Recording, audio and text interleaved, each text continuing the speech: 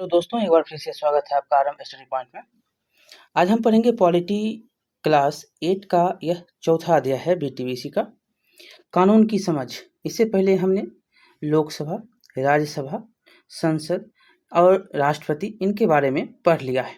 अब कानून की समझ जो होती है अब कैसे बनता है कानून, इन सारे बातों को हम समझेंगे।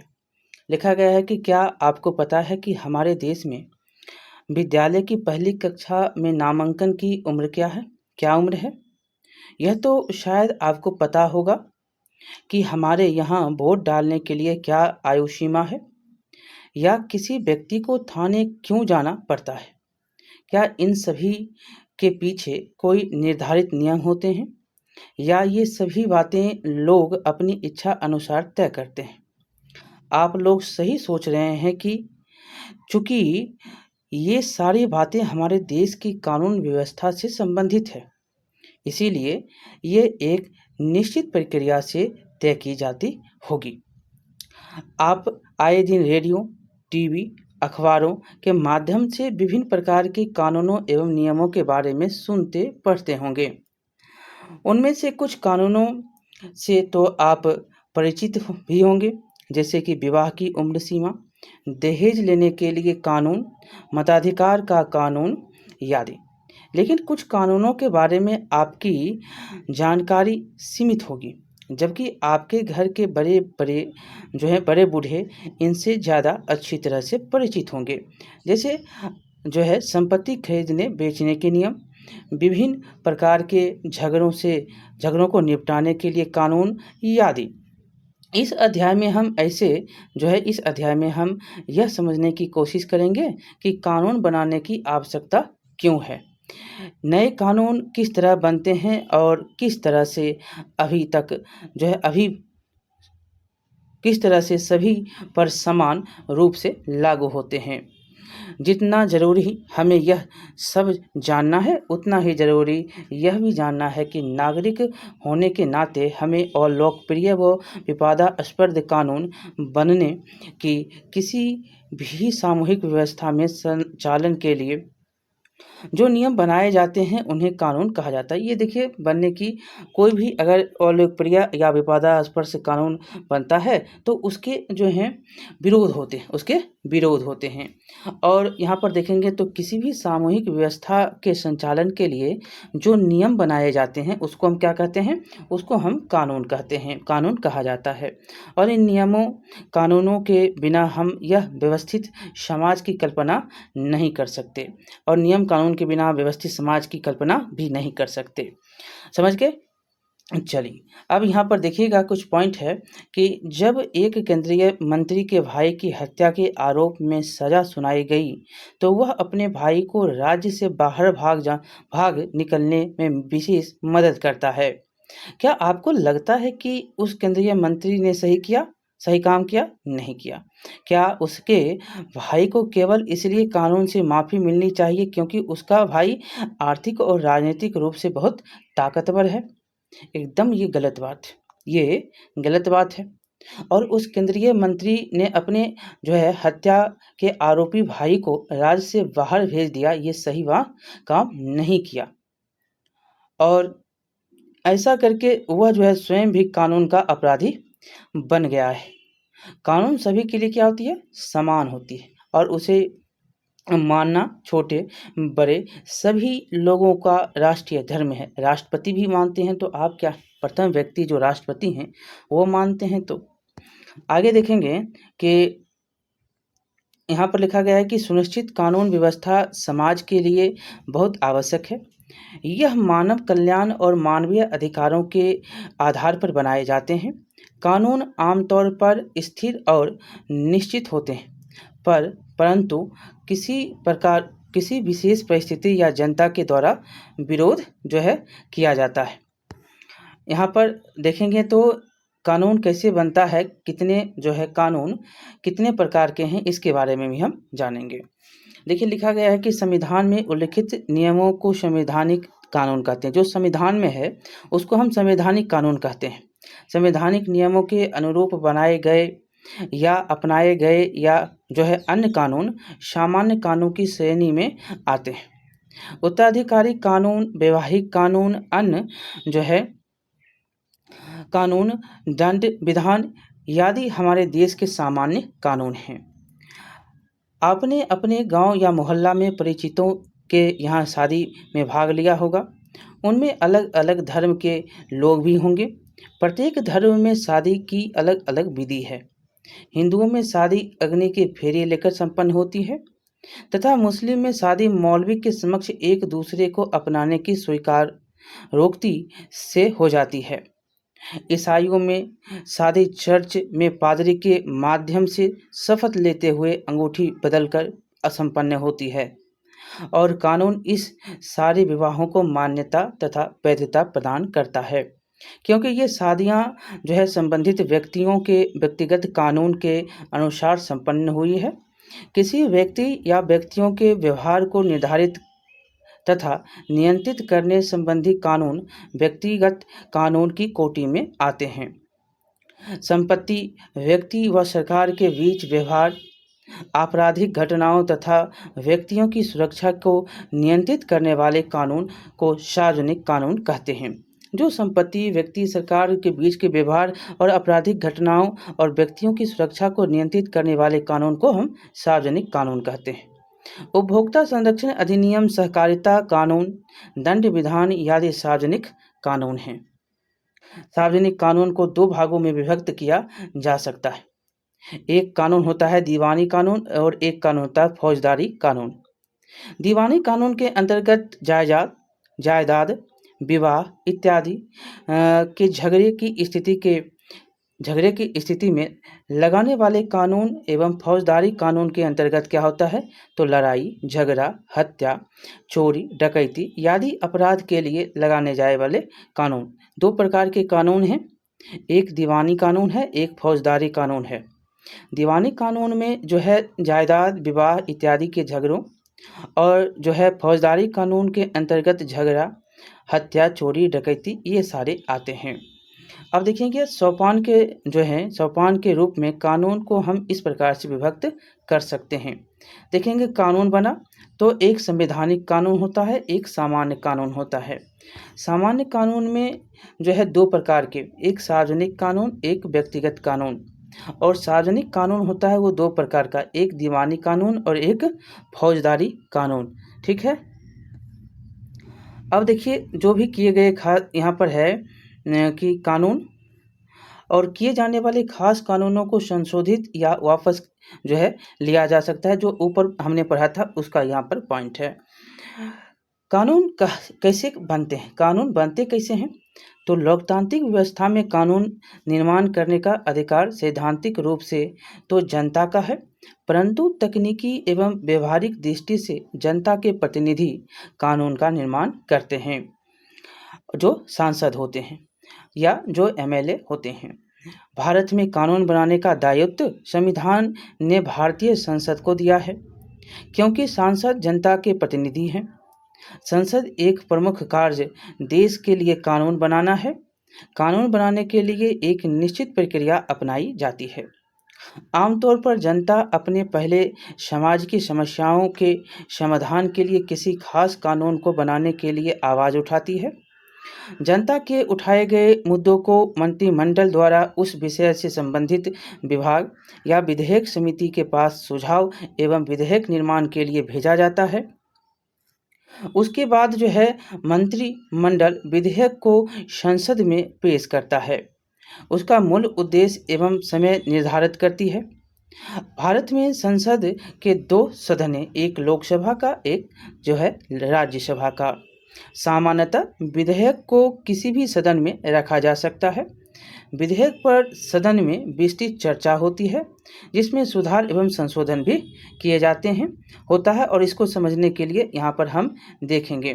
देखिए कानून बनाने की प्रक्रिया, तो जनता का मुद्दा, समाज में चर्चा एवं बहस। चलिए अब दूसरा पॉइंट है सरकार द्वारा सदन में विधेयक पेश करना। सदन में चर्चा या बहस, विधेयक पारित होता है, विधेयक रद्द होता है, दोनों हो सकते हैं। यहाँ पर देखिए अगर विधेयक पारित होता है तो क्या क्या होता है विधेयक पारित को दूसरे सदन में भेजा जाता है। दूसरे सदन में चर्चा या बहस पर पारित अथवा संशोधन होते हैं और उसके बाद राष्ट्रपति के पास हस्ताक्षर के लिए भेजा जाता है और सहमति के बाद विधेयक कानून बन जाता है। किसकी सहमति के बाद? तो राष्ट्रपति के सहमति के बाद विधेयक कानून बन जाता है। अब हम अगला देखेंगे, संसद में शिक्षा अधिकार कानून पर बहस।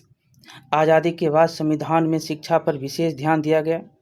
उसमें यह प्रावधान या अनुच्छेद 45, याद रखिएगा, अनुच्छेद 45 रखा गया और 14 वर्ष तक के बच्चों के लिए निःशुल्क एवं अनिवार्य शिक्षा की व्यवस्था अगले 10 वर्षों में राज्य द्वारा की जानी चाहिए।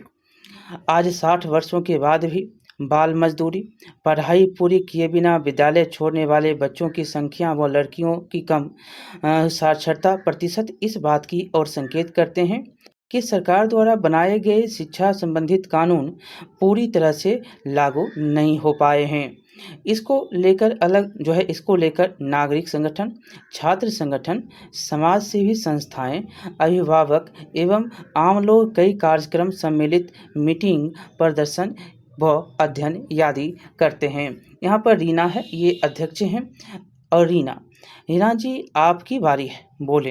रीना जी: महोदय, शिक्षा एक महत्वपूर्ण विषय है। हमारी सरकार ने सबके लिए शिक्षा देने के की पहले भी कई कोशिश की है। इसीलिए मैं अपने दल की ओर से इस बिल का समर्थन करती हूँ। सबके लिए शिक्षा अनिवार्य बनाने के लिए हमारी सरकार ने कई सारी सुविधाएं दी हैं। पाठशालाओं में कमरे बनाने और ब्लैक बोर्ड बनाने का प्रबंध किया है, लेकिन अभी भी देश के काफ़ी बच्चे विद्यालय से बाहर हैं। इसीलिए ऐसे कानून की आवश्यकता है जिससे कि कम से कम 6 से 14 वर्ष की जो बच्चे हैं वो पढ़ सके।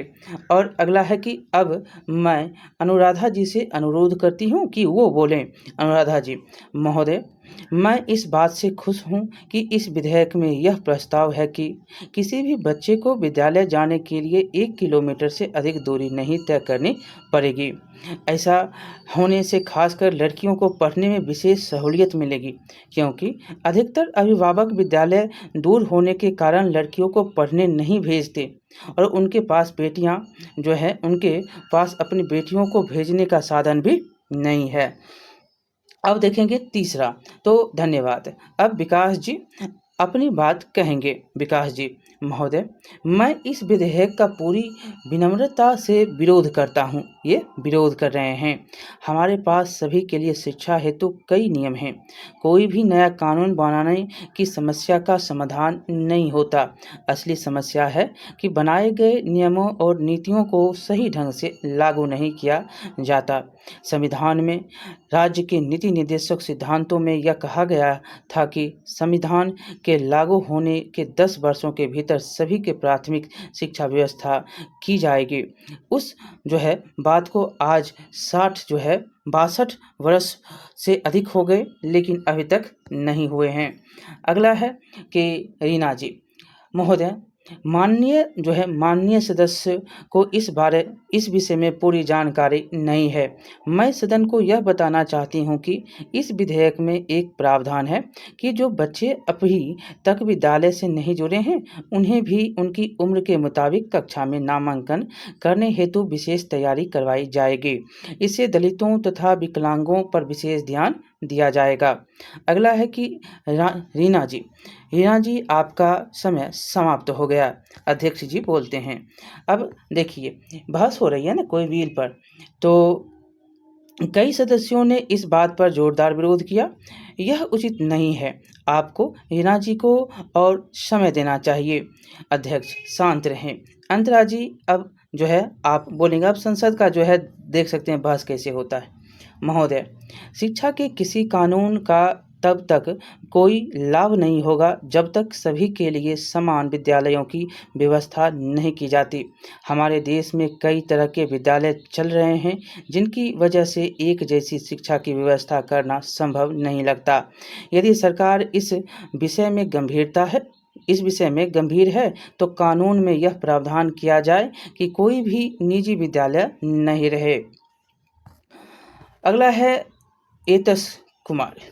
महोदय, मेरा यह मानना है कि यह कानून सिर्फ शुरुआती व्यवस्था है।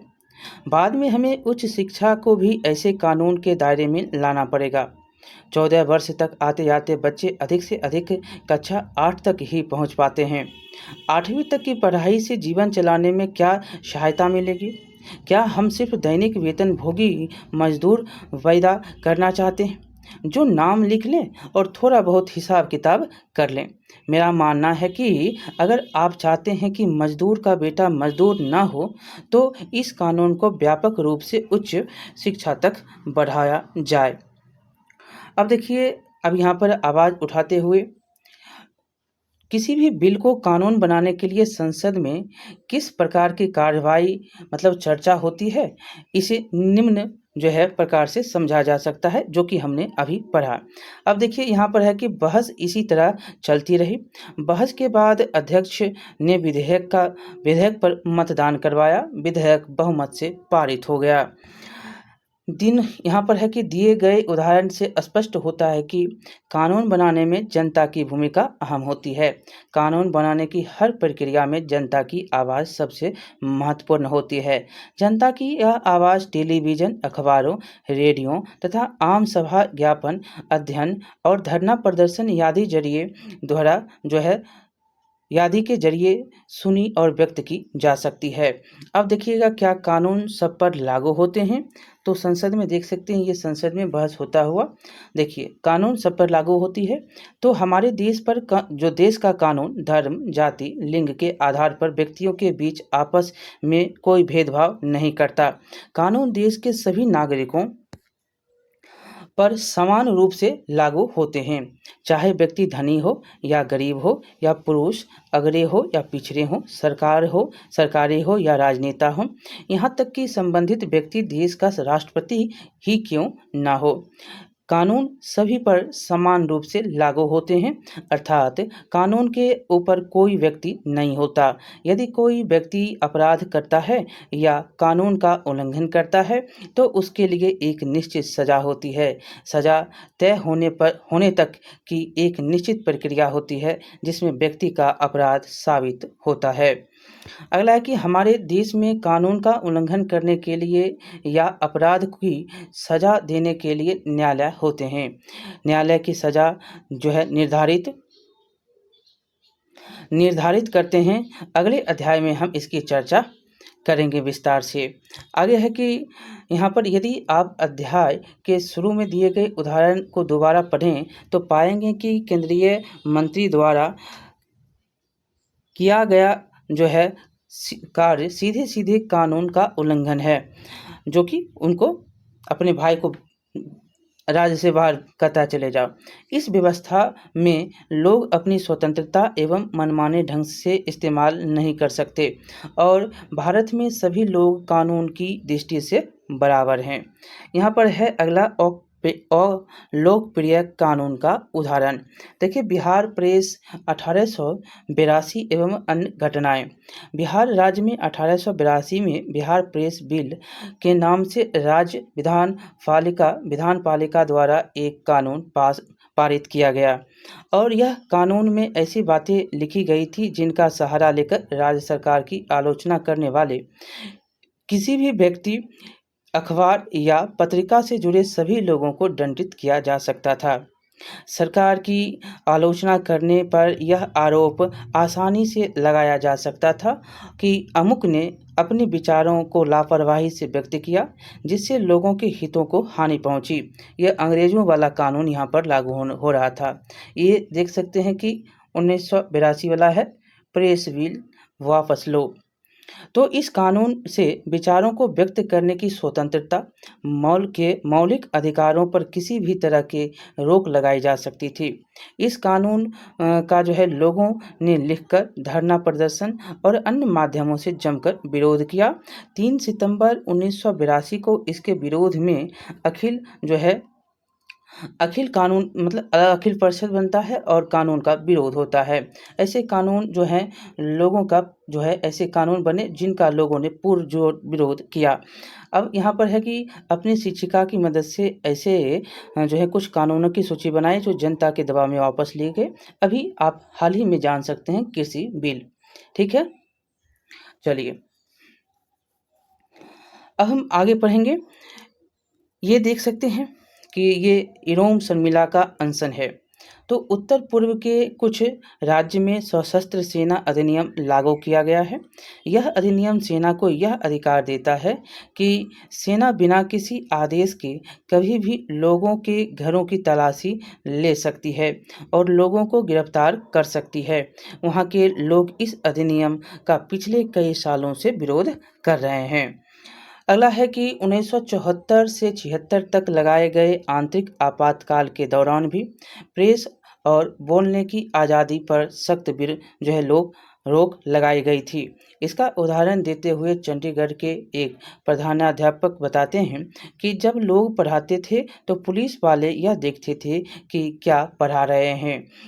कानून पूछे जाने पर पुलिस ने बताया कारण पूछे जाने पर पुलिस ने बताया कि हमें देखना है कि आप पढ़ाने के दौरान सरकार विरोधी बातें तो बच्चों को नहीं बता रहे हैं। आपातकाल का भी हमारे देश के लोगों में जो है लोगों ने पुरजोर विरोध किया था। आपातकाल जो है इंदिरा गांधी के द्वारा लगाया जाता है। यहाँ पर देखिए आपातकाल के विरोध में लोक नायक जयप्रकाश नारायण जी ने पूरे भारत में जन क्रांति प्रारंभ की। आगे चलकर यह जन क्रांति संपूर्ण क्रांति के नाम से जानी गई। पहले जो है यह जन क्रांति से शुरू होता है, उसके बाद संपूर्ण क्रांति नाम पड़ता है। दमनकारी कानून का जो है लोगों ने ऐसा विरोध आरंभ किया कि सभी वर्गों के लोग सड़कों पर उतर आए और इस क्रांति का उद्देश्य नागरिक स्वतंत्रता के साथ साथ भ्रष्टाचार, महंगाई, बेरोजगारी और समाज में परिवर्तन भी था। तो इस प्रकार से आपका होता है चैप्टर समाप्त। और यहाँ पर जो है कुछ बातें दी गई हैं। जन्म मृत्यु पंजीकरण, तो जन्म एवं मृत्यु पंजीकरण कानूनन आवश्यक है। जन्म और मृत्यु का पंजीकरण सामान्य जो है जन्म और मृत्यु का पंजीकरण समय से नहीं करवाना पर जो है भविष्य में कई तरह की असुविधाएं हो सकती है। जन्म प्रमाण पत्र की तारीख एवं स्थान का एक प्रमाणिक दस्तावेज है जिसका उपयोग विद्यालय में नामांकन कराने, राशन कार्ड में नाम दर्ज करवाने, वृद्धा पेंशन में पेंशन प्राप्त करने, बालिका जो है समृद्धि योजना का लाभ लेने, बच्चों के स्वास्थ्य संबंधी रिकॉर्ड एवं टीकाकरण तथा देश से वर्तमान जनसंख्या की स्थिति ज्ञात कर योजनाएं बनाने के लिए किया जाता है। वहीं मृत्यु प्रमाण पत्र जो होता है मृत्यु की तारीख एवं स्थान का प्रमाणिक दस्तावेज है जिसका उपयोग पैतृक संपत्ति के दावे के निराकरण, कोर्ट कचहरी में मृत्यु के साक्ष्य के रूप में जीवन बीमा एवं बैंक खातों की राशि प्राप्त करने, दुर्घटना आदि में मृत्यु होने के पर जो है मुआवजा लेने, अनुकंपा के आधार पर नौकरी का दावा करने के लिए किया जाता है। शहरी क्षेत्रों में जन्म अथवा मृत्यु का पंजीकरण नगर निगम, नगर परिषद, नगर पंचायत के रजिस्ट्रार जो जन्म एवं मृत्यु एवं ग्रामीण क्षेत्रों में ग्राम पंचायत सचिव, सह रजिस्ट्रार जन्म एवं मृत्यु, आंगनबाड़ी सेविका, सह उप रजिस्ट्रार जन्म एवं मृत्यु, चौकीदार को घटना की सूचना देकर जो है आप 21 दिनों के अंदर निःशुल्क प्राप्त किया जा सकता है। इसके अलावा जन्म या मृत्यु किसी चिकित्सक, महाविद्यालय, अस्पताल, सदर अस्पताल, अनुमंडलीय अस्पताल या रेफरल जो होते हैं उस अस्पताल से आप प्राप्त कर सकते हैं। तो इस प्रकार से आपका होता है ये चैप्टर समाप्त। और यहाँ पर कुछ क्वेश्चन जो हैं आप देखेंगे क्वेश्चन को, तो पहला है कि कानून के शासन से आप क्या समझते हैं। और कानून के शासन जो हमने ऊपर पढ़ा था कि कानून के शासन से तो ही पूरा जो है चल रहा है। देखिए कानून का शासन से क्या समझते हैं, एक उदाहरण। तो कानून के शासन से जो है यहाँ पर अर्थ समझना है कि देश के सभी नागरिक चाहे कोई भी धर्म के हो, जाति के हो, वर्ग के हो, ऊंच नीच कोई भी हो, तो कानून सभी के लिए समान होता है। जैसे कि बाबरी मस्जिद के जो है विध्वंस पर उत्तर प्रदेश के तात्कालिक जो मुख्यमंत्री कल्याण सिंह को मस्जिद की सुरक्षा जो है कि सुरक्षा ना कर पाने के जुर्म में 1 दिन के लिए जेल जो है भुगतनी पड़ी थी। ये जो है कानून का है। दूसरा है कि अभी भी तिहाड़ जेल में कुछ केंद्रीय मंत्री ऐसे भी हैं जो सज़ा भुगत रहे हैं। कानून समर्थक जो है लाचार किसी नागरिक के भेदभाव नहीं सह सकता है। सब पर जो है कानून का नियम एक तरह से लागू होता है। अगला देखेंगे, कानून भारत में कानून बनाने की प्रक्रिया की मुख्य बातें को अपने शब्दों में लिखिए। तो भारत में कानून बनाने की प्रक्रिया में क्या है, आप जानते हैं ना, सबसे पहले जो है ये कानून कहाँ बनता है, तो यह देश के संसद में बनती है। और पहले जनता के बीच जो है किसी कानून को बनाने के लिए चर्चा एवं बहस होते हैं। फिर सरकार द्वारा जो है सदन में कानून के संबंध में विधेयक पेश किया जाता है और इस जो है सदन में चर्चा होती है और फिर जो है विधेयक पारित होता है या रद्द किया जा सकता है। अगर पारित हो गया तो यह जो है कहाँ जाता है, तो दूसरी सदन भेजा जाता है। वहाँ पर भी चर्चा बहस होती है, संशोधन भी हो सकता है और उसके बाद जो है ये राष्ट्रपति के पास आता है और वहाँ पर जो है हस्ताक्षर होता है, फिर जो है कानून बन जाता है। और अगला तीसरा नंबर क्वेश्चन है कि आपके विचार में शिक्षा के अधिकार के कानून किन किन बातों को शामिल करना चाहिए और क्यों। देखिए, अपने जो है शिक्षा के अधिकार के कानून में हर वर्ग के बच्चों को शिक्षा के जो है मुक्त शिक्षा का अधिकार मिलना चाहिए, जो मिल रहा है अब।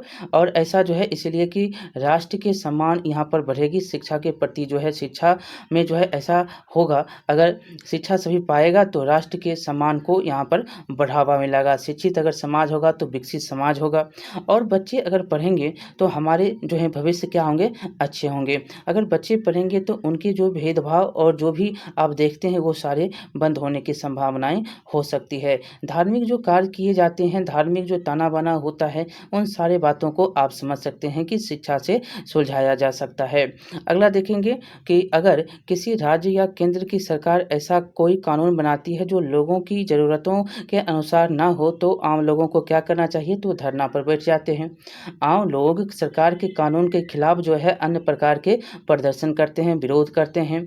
ये सारे बातें होते हैं। तो इस प्रकार से आपका चैप्टर होता है समाप्त। अब लाइक करिए, शेयर करिए, सब्सक्राइब करिए। बहुत बहुत धन्यवाद। मिलते हैं अगले चैप्टर में।